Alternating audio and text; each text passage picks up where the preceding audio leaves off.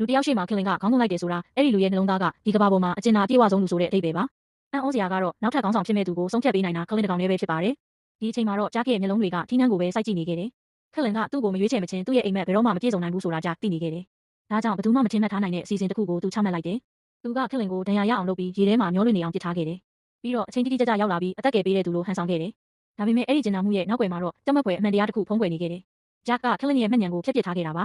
အခုတော့ခလင်ကဂျက်ပဲသူ့အသက်ကိုကယ်ခဲ့တယ်လို့အမှန်တကယ်ယုံကြည်နေခဲ့တယ်ဒါကြောင့်လည်းဂျက်ဟာလူကောင်းတစ်ယောက်လို့ခလင်ကယုံကြည်လာခဲ့တာပါရွေးကောက်ပွဲနေ့ရောက်လာတဲ့အခါလူအများစုကဂျက်ကိုထောက်ခံခဲ့ကြတယ်ဘာလို့လဲဆိုတော့လူတိုင်းကဂျက်ဟာခလင်ရဲ့အသက်ကယ်ရှင်လို့ယုံကြည်နေကြတာပါ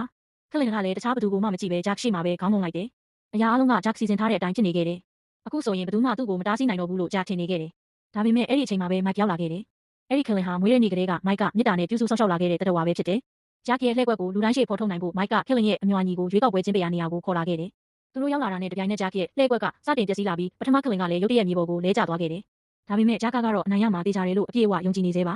အဲ့ဒီနောက်ခလင်အမွှာကခေါင်းဆောင်အစ်စ်ကိုရွေးချယ်ဖို့ရှေ့တိုးလာချိန်မှာတော့ပတ်ဝန်းကျင်တစ်ခုလုံးရဲ့အခြေအနေကရုတ်တရက်ပြောင်းလဲသွားခဲ့တယ်ခလင်အမွှာကလူတိုင်းစီတယောက်ပြီးတယောက်လိုက်သွားပေမဲ့ဘသူရှိမှခေါင်းမငုံခဲ့ပါဘူး